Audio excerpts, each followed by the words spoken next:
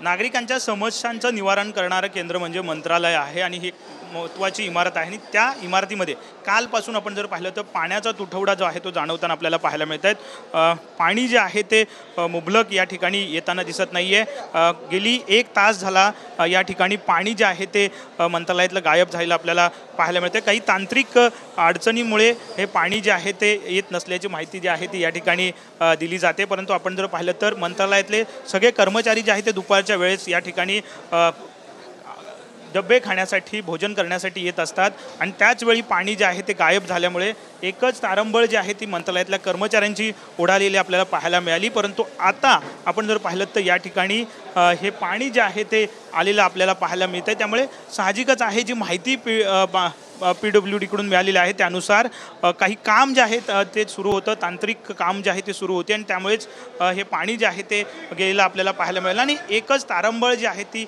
मंत्रालय कर्मचाऱ्यांची मंत्रालयात उडालेली आपल्याला पाहायला मिळाली। कॅमेरामन सिद्धेश सोबत विनायक डावरून, TVN मराठी, मुंबई।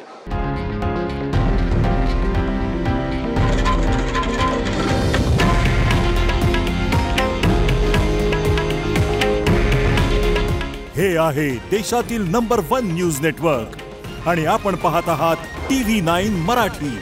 काळजी तुमची, हित महाराष्ट्राचं।